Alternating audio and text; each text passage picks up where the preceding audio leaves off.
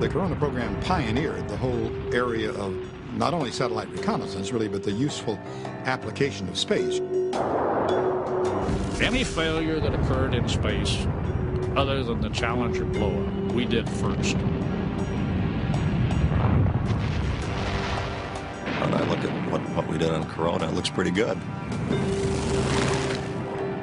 But when you put it out in today's light, it looks pretty amateurish. But the whole country was amateurish.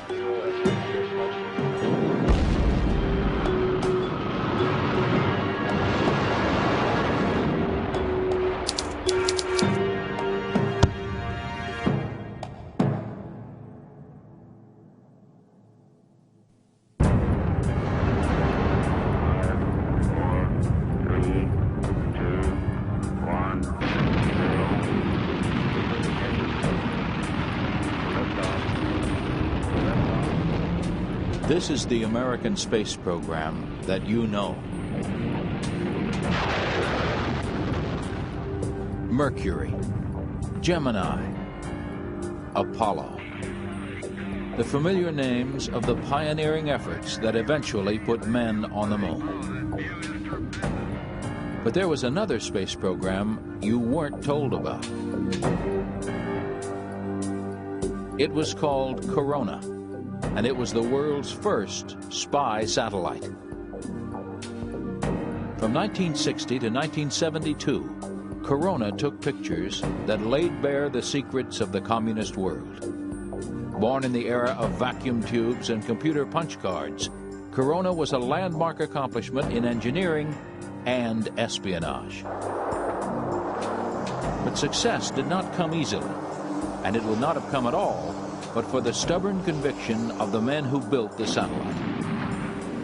They were from the generation stunned by Pearl Harbor and toughened by World War II, the generation that created the atomic bomb and then quickly learned to fear its power.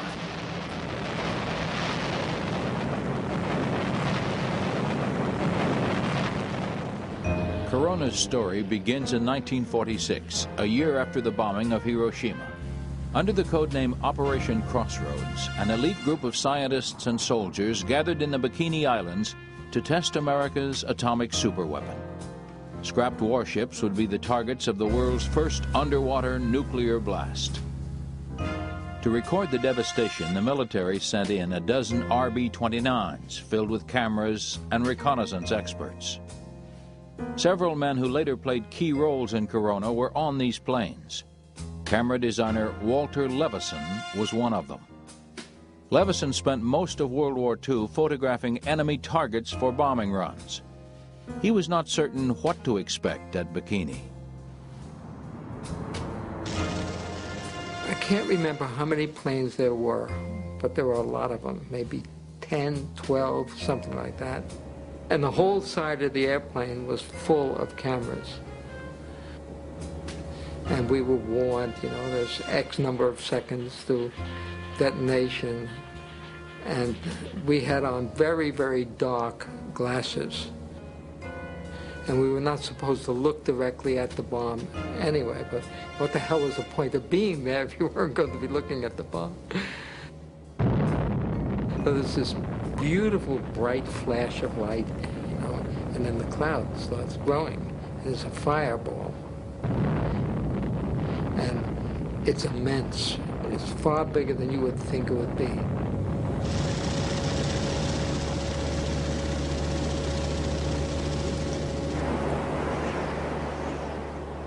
The ships that were anchored there were just tossed up in the air, you know, and those are big, big ships. And they were tossed around like they were toys.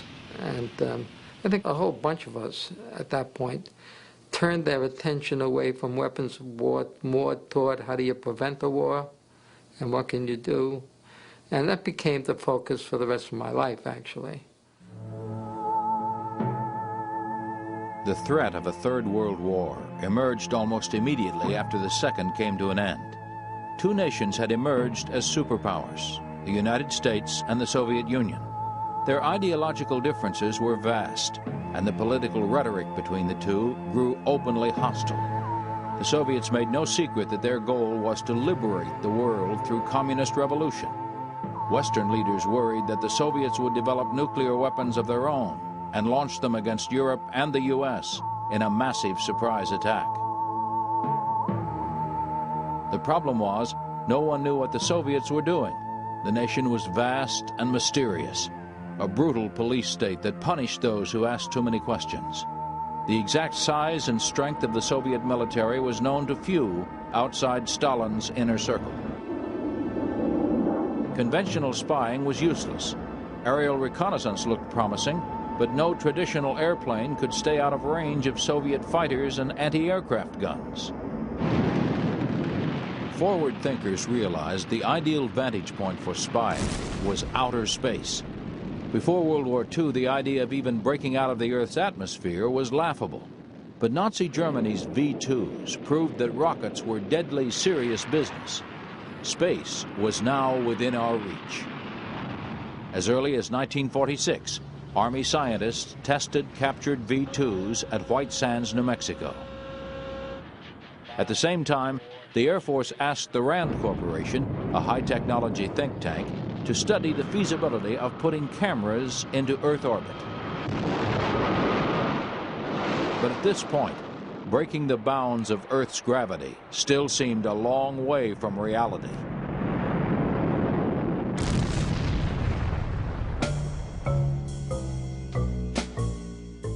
Working from other RAND studies, the Air Force turned to a much older form of transportation. Balloons had first been used for aerial reconnaissance during the Civil War. Now the U.S. hoped to turn them loose against the Soviets. In the early 1950s, the Air Force began converting its weather balloons, seen here, into high-flying reconnaissance platforms laden with cameras and listening devices. Eventually, hundreds of recon balloons were launched into the jet stream. Light-sensitive photoelectric cells triggered the cameras on at dawn and off at dusk. Codenamed Gopher and Genetrix, the balloons resulted in little solid intelligence, mostly because they could not be guided over specific targets. Test balloons also had the unfortunate side effect of fueling the nationwide hysteria over UFOs. Only 44 payloads were recovered from the 516 Genetrix balloons launched, and just 32 had usable photography.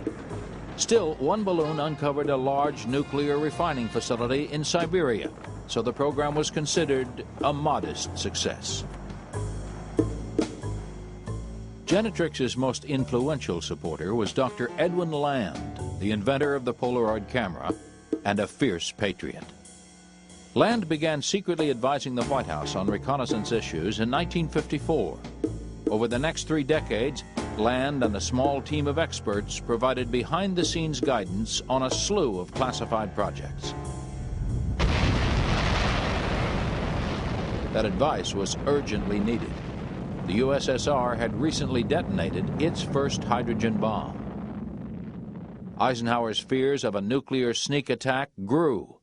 He demanded information, but it had to be obtained as discreetly as possible. Land and his team suggested a short-term solution, building a controversial Lockheed design called the U-2. The Air Force had commissioned the high-flying plane, but they later rejected it because it couldn't carry guns or bombs. Now the U-2 would be manufactured and fitted with a powerful new camera and high-resolution film. But it would not be controlled by the Air Force. At that time, Eisenhower had 2 institutions whose mission was security. One, the Air Force, and the CIA. Both of them were institutionally incapable of doing this job, the U-2. And I'll say the follow-on of the satellite. When I talk U-2, I'm talking overflight, U-2 satellite. When those 2 institutions, each of which alone was incapable of doing this, were brought together, we had 2 negatives make a positive. It created the U-2 and the follow-on reconnaissance satellite effort. The Air Force provided support, and the CIA, which really wasn't in the hardware business at all, carried the ball, and under Bissell did a fantastic job. Richard Bissell was the CIA's point man on the U-2. Bissell had been the hidden hand behind the Marshall Plan to rebuild post-war Europe. His dealings with the Soviets left him convinced that the West faced an implacable adversary that would lie, cheat, and kill to realize its goals. He was determined to fight back by using America's technological know-how in the service of spying. He had an unbelievable memory. He could recite train schedules from 10 years before. He did that just to keep his mind fit. He was a patrician fellow, very well educated, a man of great goodwill. He had come into the agency in Allen Dulles' time, and his first real project had been to develop the U-2. And he clearly was one of those people that just had a lot of get up and go. He could cause people to work together, he could build a consensus, and he was decisive. Under Bissell's streamlined management, the U-2 was built and flown in 9 months. In 1956, it began its dangerous treks into Soviet airspace. Much as they tried, the Soviets could not shoot down the high-flying plane, but they did lodge diplomatic protests after every incursion. For this reason, Eisenhower rarely approved flights into Russia. But the photos the U-2 did bring back hinted that Soviet boasts of military superiority were more wishful thinking than reality. U-2 photos turned up surprisingly small numbers of long-range bombers. Nuclear test sites were found, but the size of the bomb blasts showed that the weapons were not as powerful as Soviets claimed. Soviet rocketry was coming on strong, but the threat did not seem overwhelming. Intelligence officers wondered if the Soviets were hiding all their significant installations somewhere in the USSR's vast northern territories. The problem was that the U-2 was not designed to take pictures of wide areas of terrain.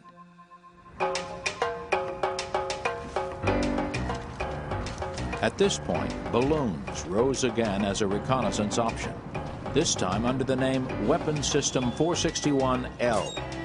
Built around a powerful camera designed by optical physicist Walter Levison, 461L was an order of magnitude improvement in photographic quality for aerial spying. The camera could take sharp photos of wide areas of terrain from altitudes near the edge of the Earth's atmosphere, twice as high as previous balloon cameras. In 1958, after months of delays, 3 461L balloons were launched off an aircraft carrier into the jet stream. Unfortunately, the launches had been delayed, and someone forgot to reset the balloon's timers. All 3 payloads dropped into communist territory. Eisenhower was livid. The Air Force had guaranteed him that this new surveillance program would be undetectable. Now the president had an international incident on his hands. 461L was quickly canceled. But the elegance of Walter Levison's camera was noted by Polaroid's Dr. Land. It would quickly be put to new use. In October of 1957, the Soviet Union put the first man-made satellite into space.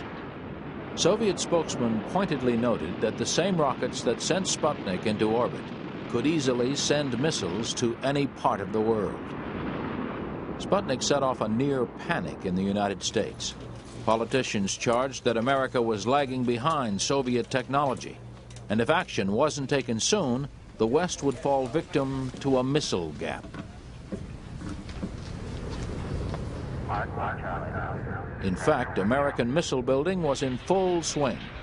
The Air Force's Ballistic Missile Division had been test-firing ICBMs for years.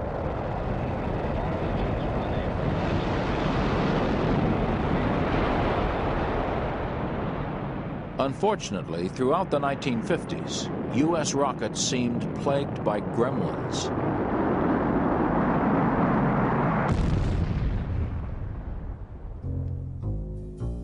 One of the programs managed by the Ballistic Missile Division was Weapon System 117L, a semi-secret plan to build a television-based reconnaissance satellite.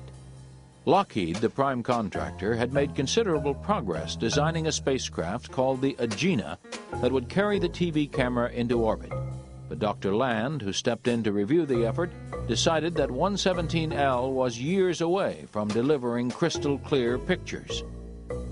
Remembering the powerful optics of Levison's balloon camera, Land convinced Eisenhower that his new goal should be to put a similar camera into space, let it take pictures, then bring the exposed film back down to Earth for developing. The Thor rocket and the upper stage Agena spacecraft developed for 117L would be retooled for this new mission. It was a bold, quick, and relatively cheap solution. Eisenhower said yes, and a new satellite was born. It was given the code name Corona. I was called into my boss's office, and he basically said, "Jim, I'm going to give you a new assignment," which was a bit of a disappointment because I had the responsibility for the payload and most of the applications of this WS-117L, and I liked the job. I didn't want another job. But he said, "We want you to go underground." And that, to me, after I found out more about it, was he wanted me to go off and head a covert program, a truly solid, need-to-know program that could tell no one. The task facing Lockheed's engineers was daunting. At a time when American rockets could barely get off the ground, they had to put a finely calibrated machine into outer space and control its actions once it got there. The goal was to put a Corona satellite into polar orbit around the Earth. Once there, the satellite's camera would be turned on and off as areas of interest passed by underneath. The capsule needed to be stable on all three axes. In other words, instead of spinning like a top, it had to stay level like an airplane or a balloon, always keeping its lens pointed at the Earth. Corona's film would spin from the back of the satellite, through the camera, and into a take-up reel crammed into the nose of the spacecraft. When all the film was exposed, the spacecraft would eject a bucket filled with spy film back down to the Pacific Ocean. To carry off this high-risk plan, Eisenhower again turned to the CIA. Richard Bissell, now a rising star at the agency following the success of the U-2, added Corona to his list of responsibilities. Bissell applied the same tight security restrictions here that he established for the U-2. For Air Force coordination, Bissell turned to General Osmond Ritland, his deputy on the U-2 program. Ritland set up a covert or black Corona office, then hid it inside a mild-mannered space research program called Discoverer. Colonel Lee Battle ran the day-to-day operations of the so-called Discoverer program. At first, only Battle, his deputies, and one office worker knew the satellite's secret identity. I was official United States Air Force secretary. The engineering stuff went right over my head, but I knew that I never mentioned NRO, I never mentioned CIA, I never mentioned any of these things in any conversation. I wouldn't even use the word black. Black program, you know, what's that? The skunk works. You just never said those things. You have to be introduced to everybody before you do any talking. Like if I was introduced to you and I knew that you had been briefed, but I hadn't been introduced to you as this is so-and-so who's briefed on the Corona program, I could never discuss Corona with you. A crash development program was set into motion. The goal was to begin launching satellites by 1959, less than a year away. Rocket engines were tested, and recovery capsules endured punishing trials to see if their delicate payloads would survive the shock of re-entry and splashdown. Meanwhile, Air Force pilots tried to learn one of the most challenging maneuvers in aviation history, catching recovery buckets as they floated down on parachutes. The public and most of the people who worked on the project were told that the Discoverer program's mission was scientific testing. These astromice were part of the deception. Discoverer was supposed to put them and a few monkeys into outer space. That never happened. But sometimes the satellite was used for legitimate research. When launches began, the secret Corona team often played a shell game, swapping in a science payload for a spy camera at the last moment. This cloak and dagger game frustrated the medical researchers, none of whom were briefed on the secret mission. Lockheed built the spacecraft, but a company called iTech built its contents, the first space-based spy camera. iTech was co-founded by reconnaissance expert Richard Leghorn, a veteran of Operation Crossroads. One of iTech's key employees was Walter Levison, the designer of the 461L balloon camera.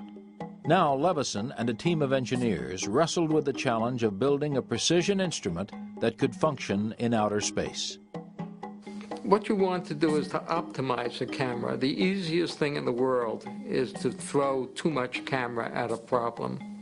And that means you put too long a focal length on it or too wide an aperture. And so it becomes important to be able to optimize the solution to the problem as opposed to throw the biggest camera you can fit into the space at the problem. You can put enough camera in there so it would never get off the ground. I think anyone who knows anything about a camera is the worst thing that can happen is that you move the camera when you're taking a picture. And basically the problem is the same up there. While you are taking the picture, everything has to be standing still as far as you're concerned. Now, you take into account the fact that you are going 18,000 miles an hour through the area by what they call image motion compensation. And that's basically tracking the image with the camera system. But some changes can be so subtle you can't really identify what you've done. But if it works out, you better leave it alone and stick with it. This elaborate maze of lights and miniatures is iTech's model room, where engineers test the sharpness of their optics. Since the days of Corona, lenses have been locked into this ceiling and pointed down at tiny targets. This system can replicate any possible angle of the sun at any time of the day or of the year. With a few minor adjustments, technicians can see exactly what a camera will see from outer space. But at first, no one was certain the Corona satellite would actually work. In the early days of spaceflight, basic questions about rocket science and optical physics hadn't been answered. For instance, could a camera survive being shot into space? If it survived and took pictures, would it be able to see through the Earth's atmosphere? Would the vacuum of space play havoc with the satellite's delicate parts? Would any of 100 other things go wrong? The answer to all of these questions was yes. If things could go wrong, they did go wrong.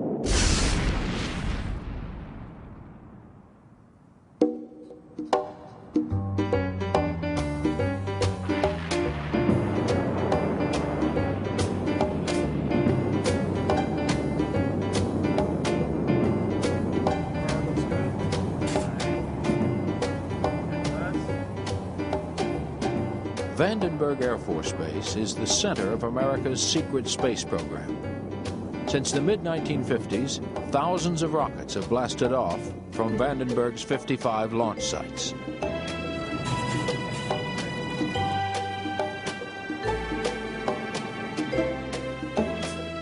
Corona was just the first of a long line of classified payloads this base has shot into orbit.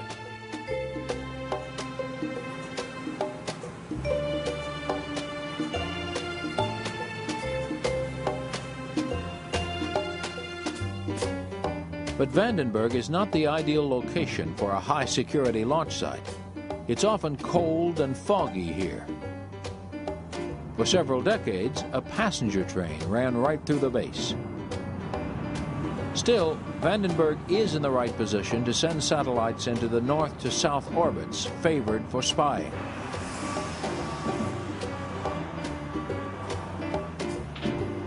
The base is situated on a remote tract of land next to the Pacific Ocean.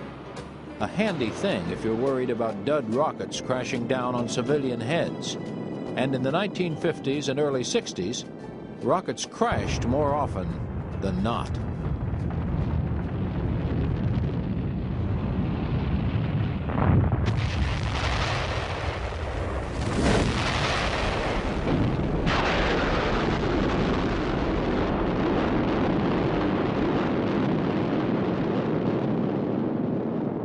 Any failure that occurred in space, other than the Challenger blow-up, we did first.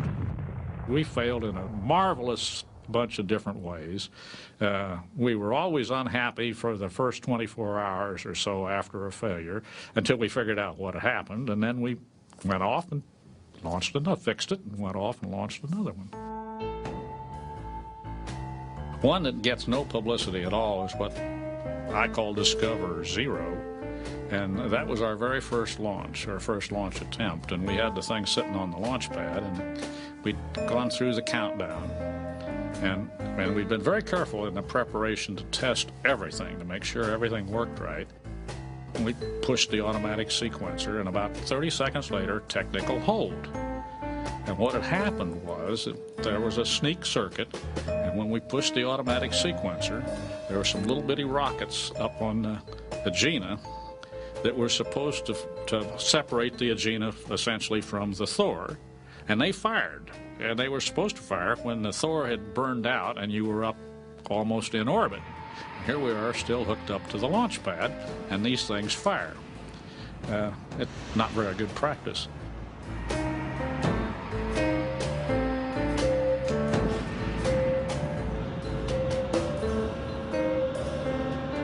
The next one we launch, everything goes great.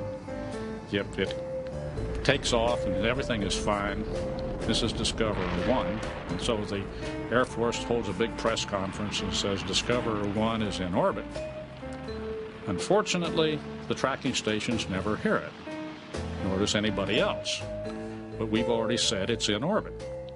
And then we go back and look at the facts, and the facts are that our tracking station got only about half of the Agena burn, so it could only track it halfway, and assumed that since everything was right halfway, everything continued to be right the rest of the way. Well, that's a bad assumption. And so we learned that you never say you're on orbit until you get acquisition at a tracking station. So we spent 3 weeks trying to prove that it went in orbit, and I'm convinced that, well, I signed the report that said it went in orbit, but I'm really convinced that it went in the South Pacific. Discoverer 2, we thought everything was going great. We made a mistake at the tracking station in Kaina Point. They misset the timer, and it was very easy to do. And we never could talk to it again because we were very paranoid about the Russians taking control of the satellites, so we only turned on the comm system when it was supposed to be in range of a tracking station. So it's gone. And so all we can do is sit there and say, where is this thing going to come down? By studying the capsule's trajectory, the Corona team guessed that the film pod would land near the Arctic territory of Spitsbergen, perilously close to the USSR. Did Discoverer 2 really go down in Spitsbergen?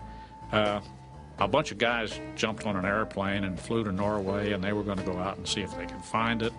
There was no way to get from Norway to Spitsbergen. There was no landing field on Spitsbergen that was big enough. So they flew over and they saw a lot of tracks in the snow, and they said, that must have been the Russians getting the capsule. Luckily, Discoverer 2 didn't carry a camera. The mission payload was a pair of artificial mice, part of the biomedical cover story. Launches continued at the rate of 2 every other month.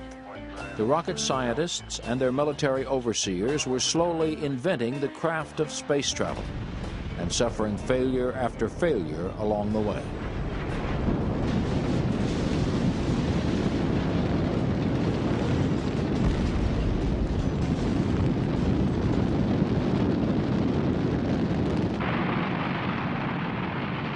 We were very primitive. And sometime later, we blew up one. And the failure analysis said, well, the thing probably took off with a leak in the fuel tank, one of the fittings in the fuel tank, and it leaked out the hydrazine, and when the Agena ignited, the whole thing blew up. And so they said, we don't want to do that again. And so they said, you got to get a a sniffer, a mechanical sniffer, to go up there and smell and see if there's any hydrazine. And there weren't any around in those days that could do it. And so well, we scratched our heads and so on. Lockheed scratched its heads and so on and so forth. And finally, there was a guy, and Lockheed said, well, I've got a calibrated nose. And so everything's all buttoned up, and someplace in the count, after they've got a little bit of fuel on board, this guy gets up in a cherry picker, and they take him up, and he unscrews a hatch on the Agena, and he sticks his nose in and goes, all okay. So now today, OSHA, IRPA, and all those other clowns would die, but because it's poisonous as hell. I mean, hydrazine is not healthy stuff. We had 10 launches before I went to Vandenberg for a launch. And the launch I went to was a glorious failure. The Thor lifted off the pad, and they'd made a mistake. And instead of going straight up and going over like this, it went up, and it was a dancer.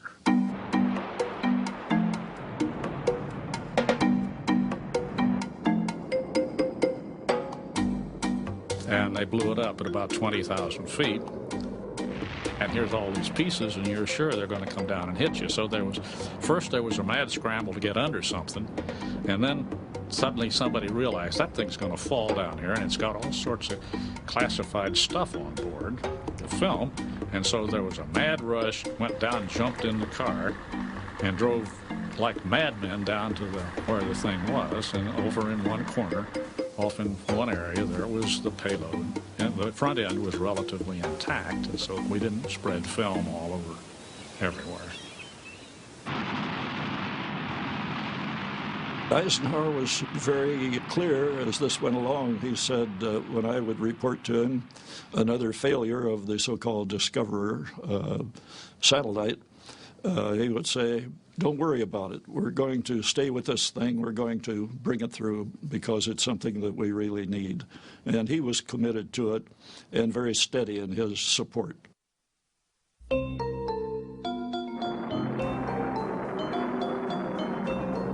Finally, Eisenhower's patience was rewarded. With Discoverer 13, the Air Force and Lockheed managed to put a camera into orbit and turn it on and off. The payload bucket was ejected right on schedule, though this test mission didn't carry any film.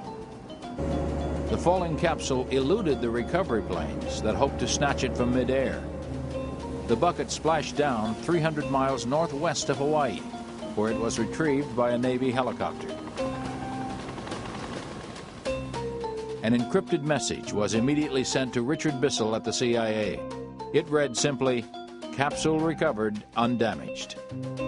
The Air Force, Lockheed, and their shadowy partners in the intelligence community could now breathe a sigh of relief. The months of embarrassing failures seemed to be over. When the Russians beat us with Sputnik, I think we could have beat them if we'd wanted to, and that's the Air Force had wanted to in the early days. But the Sputnik wasn't much of a program, and the Russian attempts to put the dog and all of that stuff in orbit, those were very well done, to be sure. But they weren't really trying to do what we were trying to do. We were trying to put something in orbit, do a job, and then bring it back. So that the big race for us was recovery. And when we finally did make recovery, we had a very, very nice party. And all of the key people to celebrate got thrown in the swimming pool at Ricky's in Palo Alto. That was our big celebration of that event. We were very pleased with ourselves. So we said we beat the Russians in that case.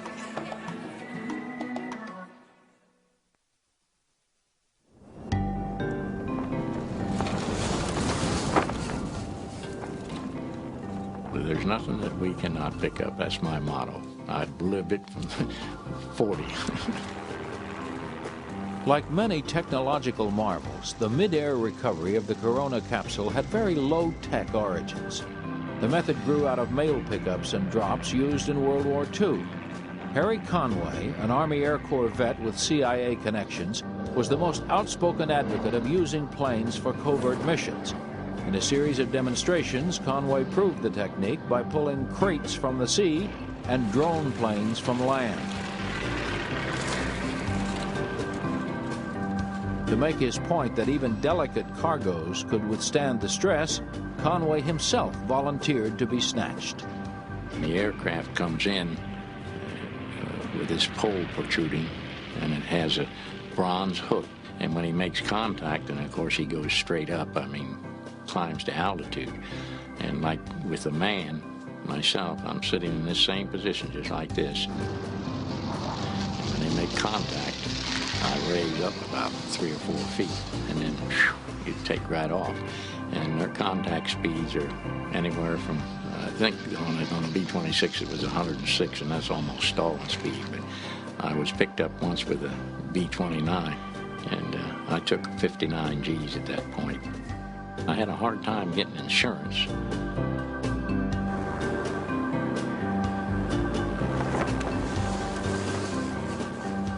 Air recovery was first used for the secret balloon reconnaissance programs. After the camera payloads separated from their balloons, they floated down on parachutes. An air crew would throw out hooks to snag the parachute lines. Once snagged, the payload was then reeled into the back of the plane. The same technique was applied to plummeting Corona capsules.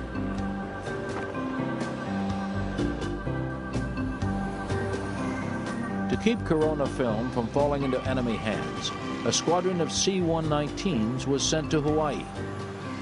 It took air crews months to perfect the satellite recovery technique. The trick was to figure out a falling capsule's trajectory, then to put airplanes near the capsule's path of descent. When the capsule appeared, the C-119 swooped in to grab the falling bucket of film.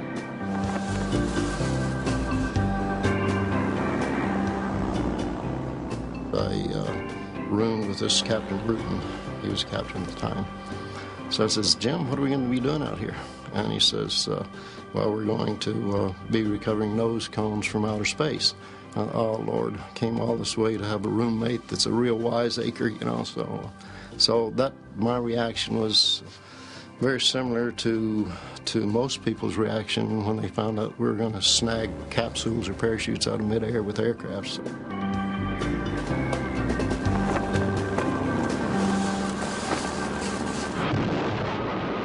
Discoverer 14 was the first mission where everything worked correctly.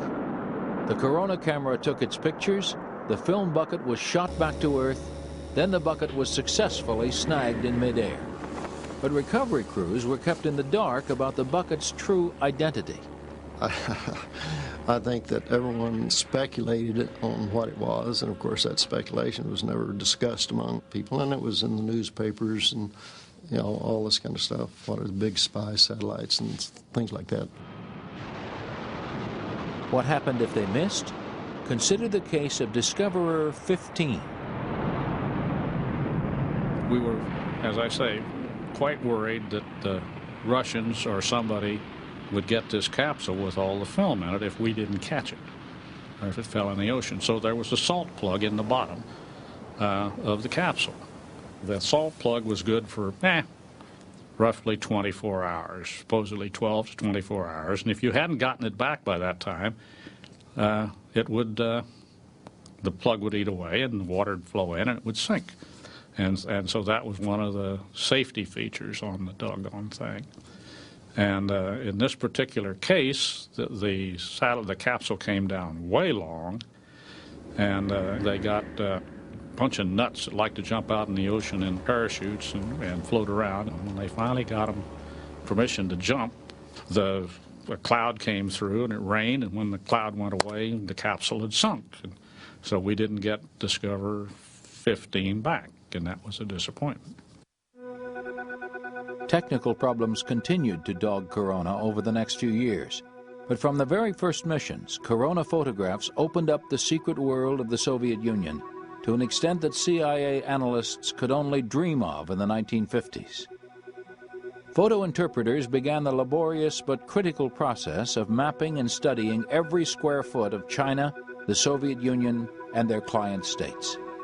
Within just a few years, the U.S. went from having only vague knowledge of communist strength to knowing the precise deployment of Soviet and Chinese forces. It was revolutionary. In fact, imagery, in a sense, is what set the United States intelligence community apart in the world during the 1960s in particular. But almost no one can get in to a denied area. and with remote sensing basically count the forces and develop the anatomy of the threat that's facing them. That was an American specialty until fairly recently. But how would the Soviets respond to spy satellites? That question weighed heavily on high-level brows. In 1960, just prior to Corona's first successful flight, a U-2 spy plane had been shot down over Russia by a new surface-to-air missile. The intelligence community could only cross its collective fingers and hope that Corona would not suffer the same fate. ITEC's Richard Leghorn visited Moscow in 1960. We were sitting there in the Hall of Friendship in the Kremlin, and the General Secretary of the Soviets Academy, who sat opposite from me, after 2 weeks with clouds all over Moscow, he said, "Leghorn, you're crazy." I said, "Why?" He said, "Well, you've been here 2 weeks now. Have you seen a ray of sunshine?" I said, "No." He said, "Well, why do you think you're going to take all these pictures from space?" I mean, they were tracking our satellites, of course, and knew the whole story. On average, cloud cover ruined about 40% of Corona photos.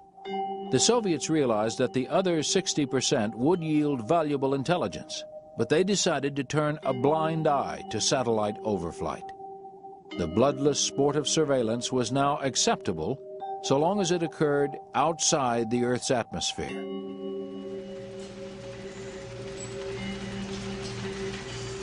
Clouds turned out to be the least of the problems that faced camera designers.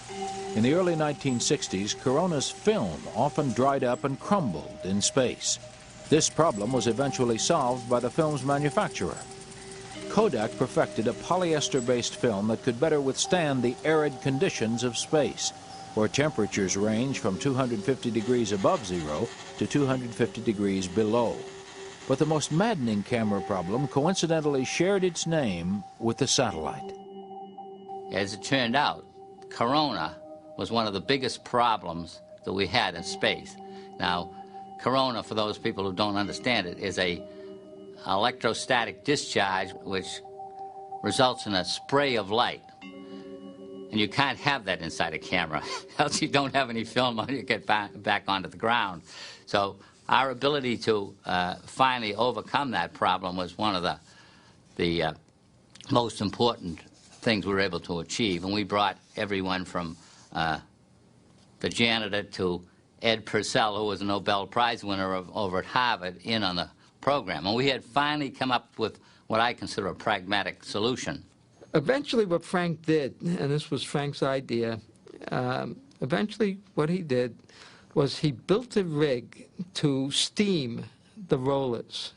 And then he took each one of them, put them into a camera, put film in the camera, put it into a vacuum chamber, and if he got static, he threw it away. If he didn't get static, we used it. And that's the way we solved the problem.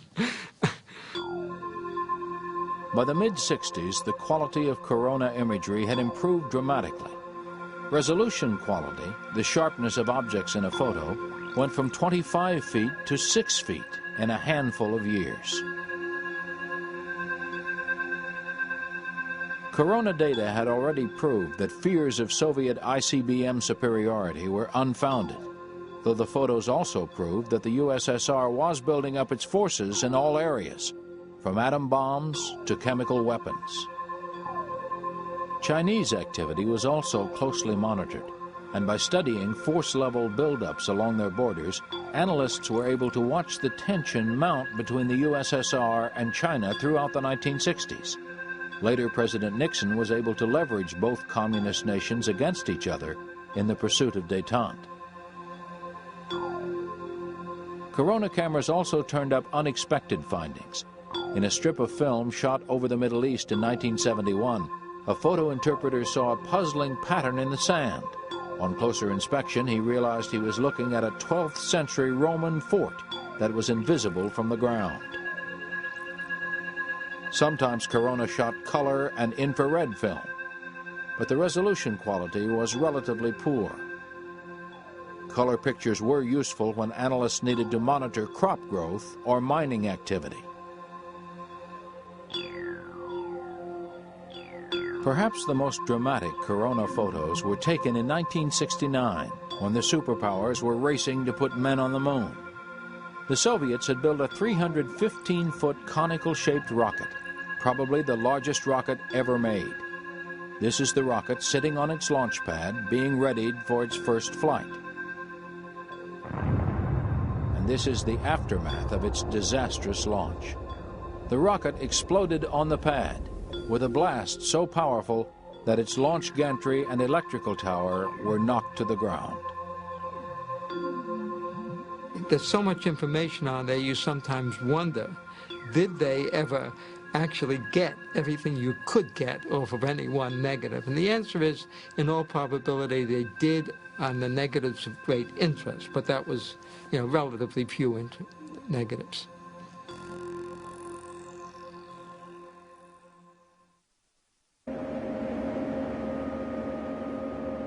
This is Lockheed's Hivos test facility. Here, satellites are raised into a vacuum chamber and subjected to the extreme conditions of space. For more than 12 years, engineers used this room to put Corona satellites through their paces. As new technologies developed throughout the 1960s, they were quickly integrated into the spaceship.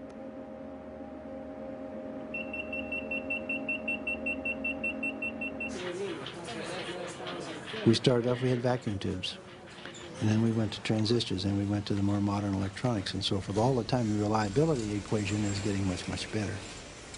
But to get a given transistor or a given mechanical system, like the camera, to run for that long, you pretty much have to go to some very, very special things. The first thing, make sure it's built out of very, very good parts. You can't just take any old run-of-the-mill Radio Shack parts and build a satellite. We had to get very, very excellent, good, clean parts. The second thing is you have to test them very, very carefully, make sure what you have. And then ultimately, you have to design in redundancy. So we called it belt and suspenders redundancy, so that if one failed, you go to another system to back it up. This is the final version of the Corona camera, the KH-4B. First flown in 1967, this camera was fitted with 2 lenses and 2 film buckets, effectively doubling its useful lifespan. Stronger rockets also let the satellite carry 160 pounds of film on board, a 120-pound improvement.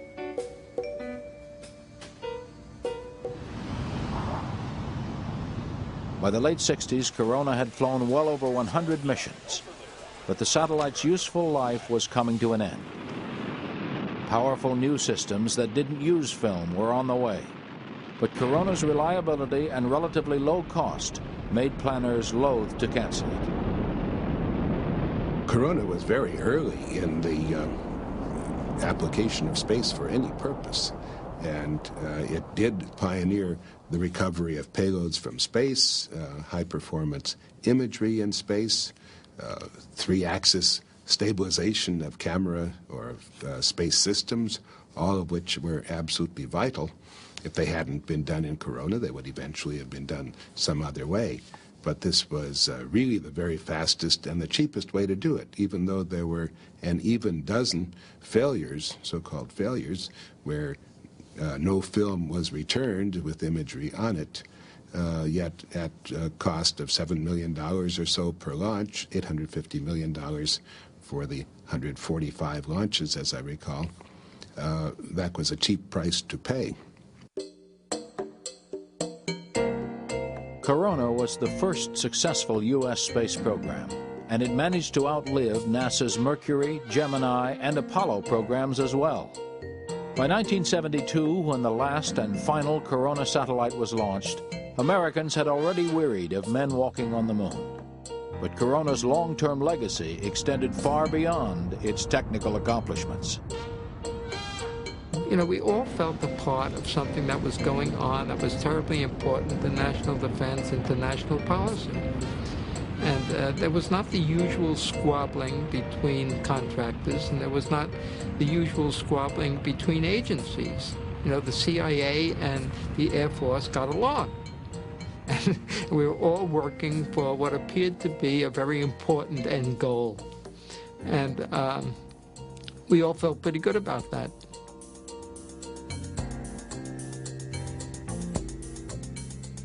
This is the headquarters of the National Reconnaissance Office. A joint CIA and Department of Defense agency, the NRO builds and maintains the U.S. fleet of space-based spies. The agency is the institutionalized form of the partnership that began with Richard Bissell and the Air Force back in the days of the U-2 and Corona. Formed in the early 60s, the NRO was so secret that until 1992, even its name was classified. But now that the Cold War has ended, the agency is taking a cautious step out of the shadows. The Corona program has been declassified, and its pivotal role in the history of aerospace and intelligence gathering has finally been revealed. Recently, the NRO turned over all 2 million feet of Corona film to the National Archives. It is hoped that this detailed record of the Earth's surface will be closely studied by historians and environmentalists. Corona imagery is also being funneled into an effort that would have been unthinkable when the satellite was flying. A joint U.S. and Russian working group is currently exploring ways that both nations can use their collection of satellite spy photos to help clean up the environment. The satellite that answered so many Cold War questions may have yet another life, this time solving the peacetime puzzles of tomorrow.